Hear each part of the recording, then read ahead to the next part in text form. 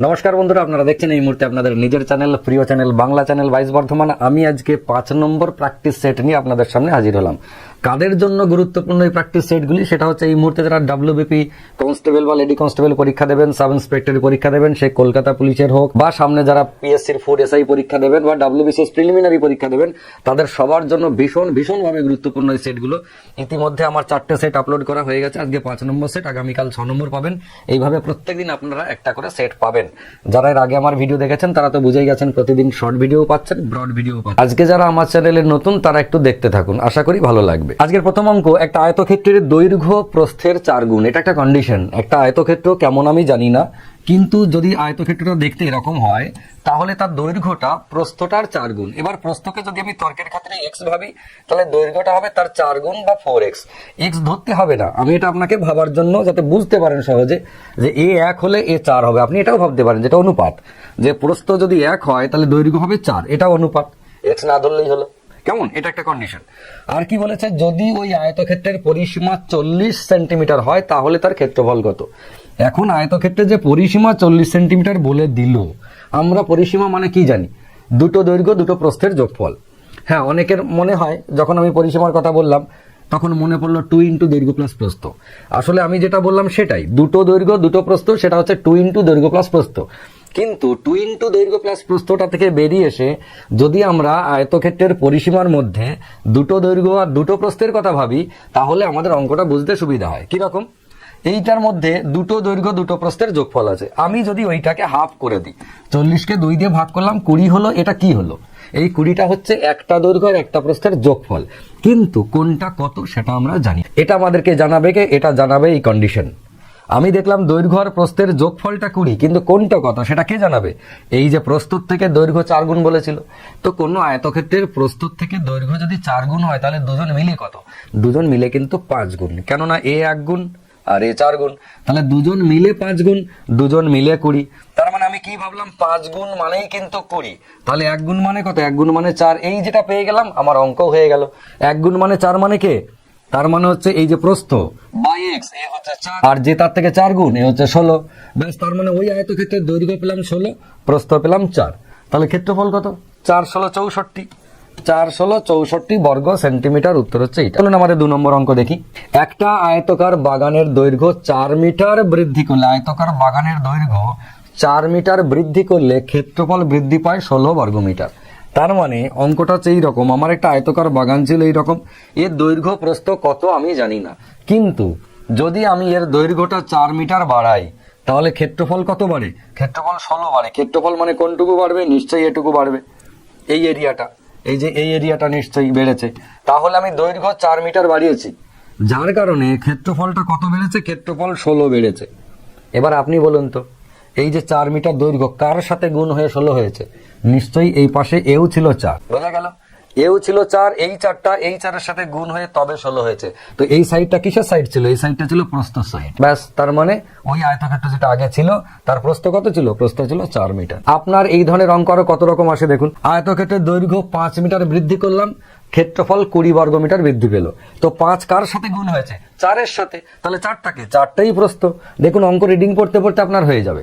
এটা যেমন বৃদ্ধির কথা বললো, হ্রাসের কথাও বলতে পারে।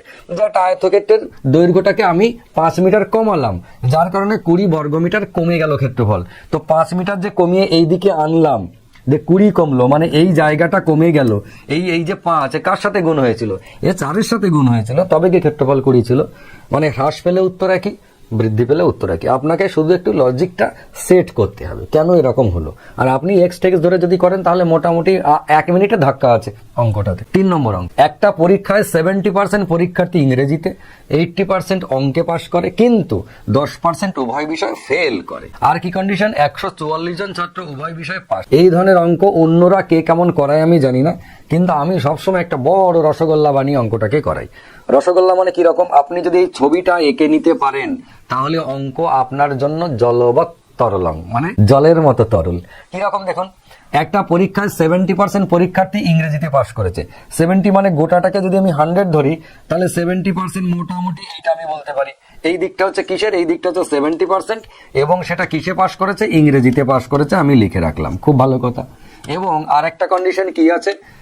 অঙ্ক পাশ করেছে 80%, অঙ্ক মানে গোটাটা যদি 100 হয় তাহলে মোটামুটি 80 আমি এরকম করে আঁকতে পারি। এই দিকটা হচ্ছে 80% এবং এটা হচ্ছে কিসের, এটা হচ্ছে ম্যাথ। আর কি ছিল কন্ডিশনে, 10% উভয় বিষয়ে ফেল করে। এই 10% উভয় বিষয়ে ফেল করে সেই এরিয়াটা কোনটা, সেটা হচ্ছে এইটা 10%, এটা কি, এটা হচ্ছে ফেল। বাস এটুকু যদি আপনি করতে পারেন আপনার অঙ্ক শেষ। কিভাবে করতে হয় দেখুন, প্রথম কথা 70% ইংরেজিতে পাশ করেছে, 80% অঙ্কে পাশ করেছে, এবং ফেল যদি বলে তাহলে তার জন্য উভয় বিষয় ফেল, তার জন্য একটা জায়গা রাখতেই হবে। এরকম ভাবে ছবিটা আঁকলাম। এবার আপনি ভালো করে তাকিয়ে দেখুন এই জায়গাটা কিসের, এই জায়গাটা কিন্তু উভয় বিষয়ে পাশ। এই জায়গাটা কেননা যারা ইংরেজি পাশ করেছে তারা এইটা, যারা অঙ্ক পাশ করেছে তারা ওইটা, তার মানে এই জায়গাটা কমন হলো। আমি কমন ছবি কেন আঁকলাম সেটা কিভাবে আপনি আইডেন্টিফাই করবেন যে ছবিটা কেমন হবে। ছবি আঁকতে পারলেই অঙ্ক শেষ। তাহলে ছবিটা কেমন হবে দেখুন, আপনাকে মাথায় রাখতে হবে 10% উভয় বিষয়ে ফেল করেছে। 10% ফেল মানে 100 থেকে 10 বাদ দিয়ে রইল কত, 90, রয়ে গেল কত, 90। এটা হচ্ছে পাস, পাশের দিকে। তাতে একটা সাবজেক্টে করুক, দুটোই করুক, তিনটেই করুক, হাজার গুচ্ছেন যা খুশিতে পাস করুক, সবাই মিলে হবে 90। আর ফেল একা, এ কারোর মধ্যে নাই। এ হচ্ছে পাকিস্তান, এক ঘরে হয়ে গেছে, ও কারোর মধ্যে নাই, ও হচ্ছে 10%। এরা এবারে বাকিরা সবাই 90। এবার বাকিরা মানে কারা কারা, আমার এখানে ইংরেজি আর অঙ্কতে পাশের কথা বলেছে, তার মানে ইংরেজি আর অঙ্ক মিলে 90। এখন কপাল এত খারাপ, ইংরেজি বলছে 70%, অঙ্ক বলছে 80%, দুজন মিলে 90 কি করে হয়? তার মানে আপনাকে ভেবে নিতে হবে এরা দুজন মিলে যদি 90 হয়, আবার একটা 70 আর একটা 80, তার মানে একজন আরেকজনের উপরে চেপেছে, একজন আরেকজনের উপরে চেপে তবে 90 পূরণ করেছে। কতটা চেপেছে, এই 80 আর 70 যদি আমরা যোগ করি তাহলে 150 হলো 150। এবার যদি 90 হতে হয় এরা যোগ করে, আমার যোগে তো হয়ে গেছে কত, আমার যোগে হয়ে গেল 150, কিন্তু হিসেব অনুযায়ী হওয়ার কথা 90, তার মানে কত এক্সট্রা চেপে গেছে, 60। তার মানে এই প্লেসটা হচ্ছে 60%। বোঝা গেল? এইটা আপনাকে একটু বুঝে নিয়ে ছবিটা আপনি যেদিন আঁকতে পারবেন, প্রথম হয়তো 6 মাস আপনার লেগে যেতে পারে যে এটাকে ভেবে চিনতে ছবিটা আঁকা। 6 মাস পর চাকরির পরীক্ষার প্রস্তুতিতে আপনি কি 6 মাস নেবেন না? 6 মাস নিয়ে পাস হয় না। তো 6 মাস পর আপনার মনে হবে এই অঙ্কগুলো এত ইজি, যা অঙ্ক আসুক, যত কঠিনই পাশ ফেল থেকে আসুক, সমস্ত ছবি আপনি জলের মতো এঁকে ফেলতে পারছেন এবং চোখে দেখতে পাচ্ছেন। তো ছবি আঁকার স্টাইলটা হচ্ছে এইরকম, 60% জায়গা আমাকে চাপাতেই হবে। তাহলে এই সবুজ কালি 60% জায়গা কি জায়গা, এটা হচ্ছে এই 144 জন যেটা উভয় বিষয়ে পাশ করেছে। তার মানে 60% হচ্ছে কত, 144 জন। এটি হয়ে গেল আপনার ক্লু সেন্টেন্স। এই জিনিসটি আপনাকে বার করতে হবে পাশ ফেলের অঙ্ক থেকে, যে 60% মানে হচ্ছে 144 জন। তাহলে 1% মানে কত, বাই 60, আর 100% মানে কত, ইন্টু এখানে 100 দিয়ে কাটাকাটি করলে হবে 240। তাহলে টোটাল পরীক্ষার্থী হচ্ছে 240 জন। উত্তর কত, 240। এবার এখান থেকে আপনাকে হাজার গুচ্ছেন প্রশ্ন দিতে পারে।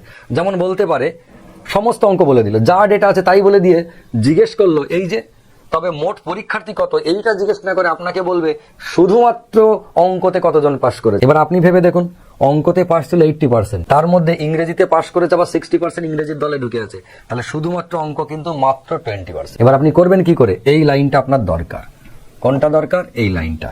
60% মানে হচ্ছে আপনার 144, তাহলে 20% সমান কত, এর 3/1। শুধুমাত্র ইংরেজিতে পাস কত, দেখুন ইংরেজিতে ছিল 70, 60% এ দলেও ঢুকে আছে, তাহলে শুধু ইংরেজি মানে এই জায়গাটা 10%, এটা 10, শুধু অঙ্ক 20, উভয় বিষয়ে ফেল 10, উভয় বিষয়ে পাস 60। এই তো সবগুলো ডেটা হয়ে গেল। এতগুলো কোশ্চেন আপনার কাছে জানতে চাইতে পারে, কিন্তু আপনাকে টার্গেট রাখতে হবে এইটি বার করার। এই বাবা জীবনকে বার করতে না পারলে আপনার কোনো কাজ হবে না। ওই অরিজিনাল যে জোনটা বলবে, যত জোন, সে বাস্তবে কত পার্সেন্টের সঙ্গে সমান, এটা ট্যালি করলেই অঙ্ক শেষ।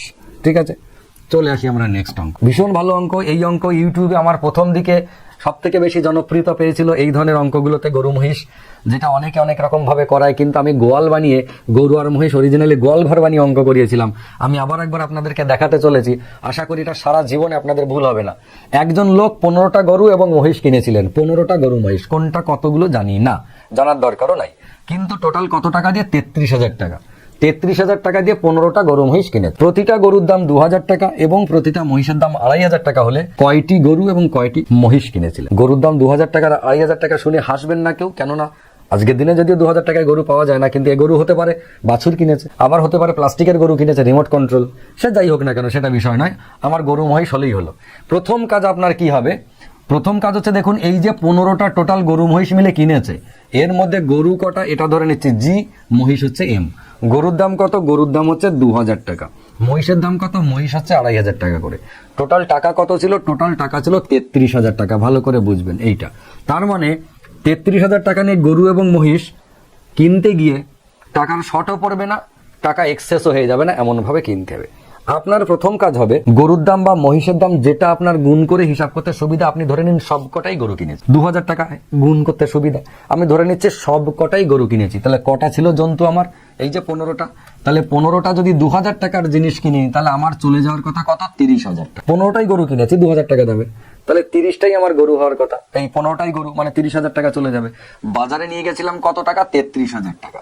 তার মানে আমার কাছে এখনো 3,000 টাকা আছে। 3,000 টাকা কি করবো? আমি তো সবাইকে গরু কিনেছি, সাদা গরু কিনেছি, আর মহিষ হচ্ছে কালো, বুঝবেন? 3,000 টাকা যে এক্সট্রা আছে, আমি এটাকে কি করব? গরু আর মহিষের দামের যে ফারাক 500 টাকার নোট, এই 500 টাকার নোটে ভাঙিয়ে নেবো আমি এই 3,000 টাকাটা দিয়ে। কটা হবে? 6টা। তার মানে আমার কাছে এখন কটা 500 টাকার নোট আছে। এই 500 টাকার নোট কি করব? যতগুলো আমি 15টাই যে গরু কিনেছিলাম 2,000 টাকা দামি, আমি গরুর গায়ে 500 টাকা করে একটা করে নোট চিপকে দেবো। 6টা গরুর গায়ে 500 টাকার নোট চিপকে দিলাম, দিয়ে 6টা গরুকে মহিষে ট্রান্সফার করে দিলাম।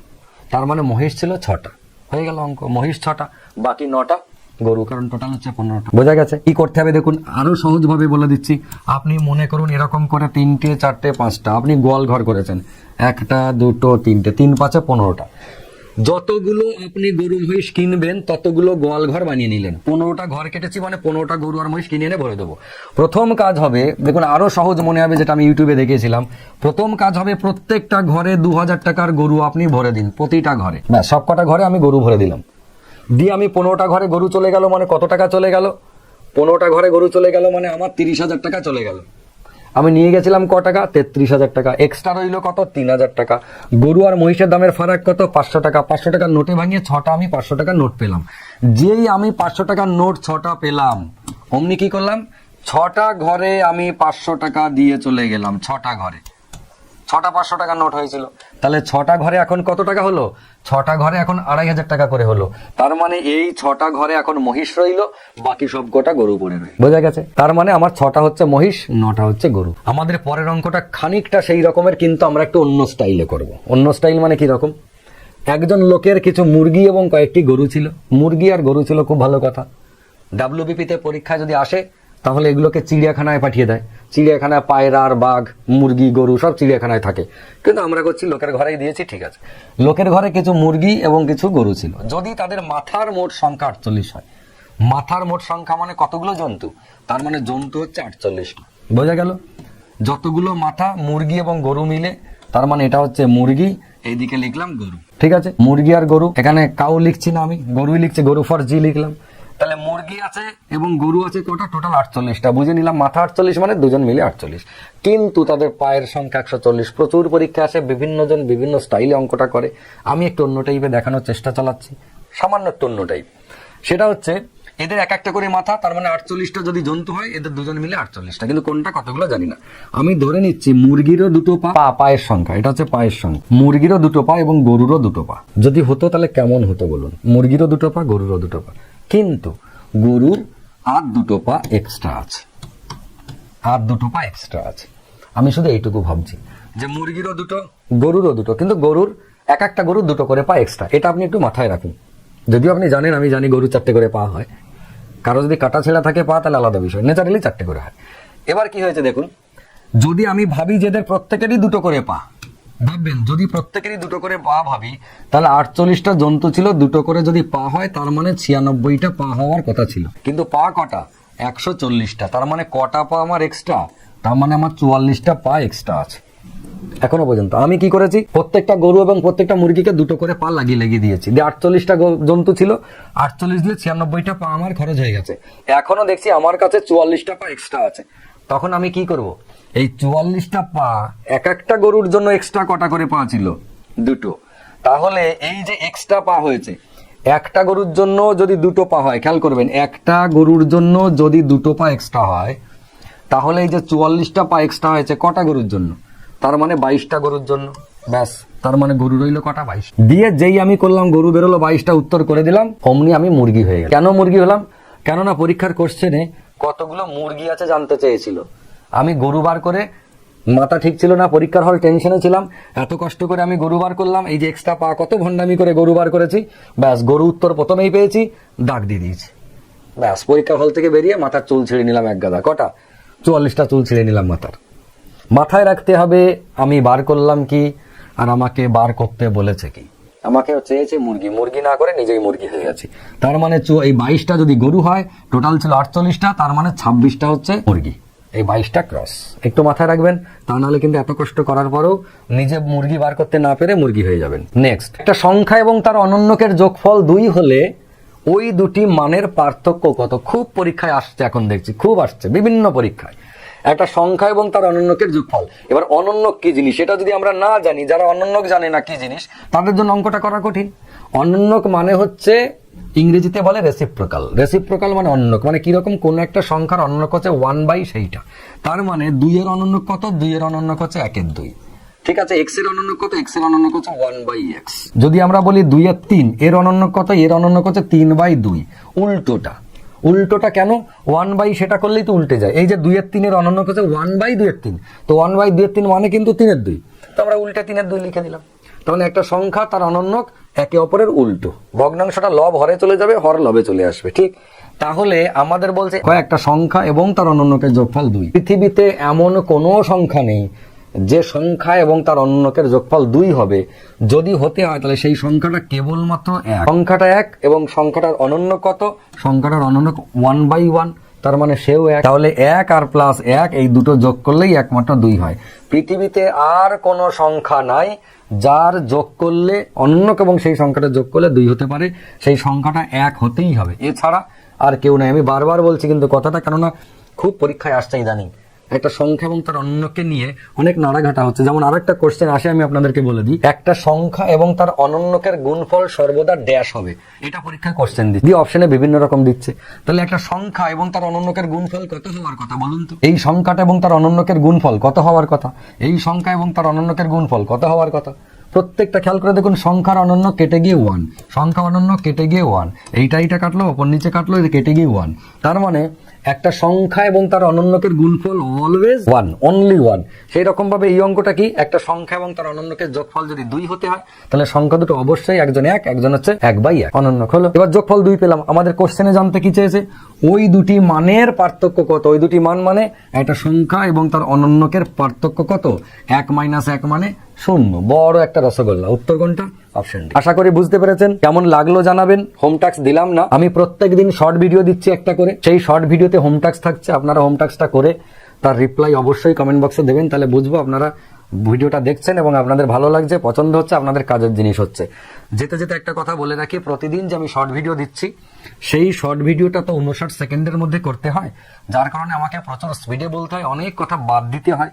বোঝানোর ইচ্ছা থাকলেও কেন সেই রকম হলো ট্রিক্সটা, সেটা বোঝাতে পারি না ওইটার মধ্যে। কিন্তু আপনাদের ডিমান্ড রয়েছে যে ট্রিক্সটা ওরকম কেন হলো, কিছু তো ব্যাকগ্রাউন্ডে কারণ আছেই।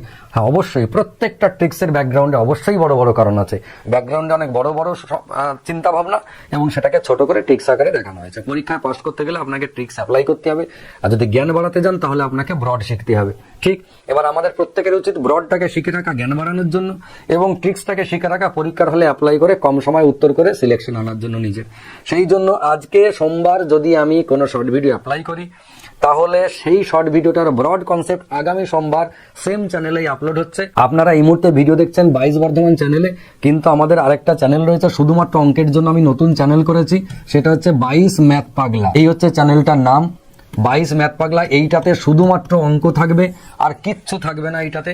কিন্তু 22 বর্ধমান যে চ্যানেল, এখানে আপনারা সবকিছু পাবেন, জিকে পাবেন, ইংরেজি পাবেন, অঙ্ক পাবেন, আমাদের মোটিভেশন পাবেন, চাকরির পরীক্ষার খবরাখবর পাবেন, সবকিছু মিক্স থাকবে এই 22 বর্ধমানে, যেটা আগে থেকে চলে এসেছে। কিন্তু এই চ্যানেলটাতে অনলি ম্যাথ থাকবে আমার।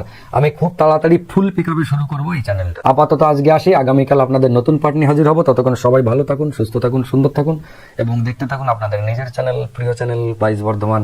নমস্কার।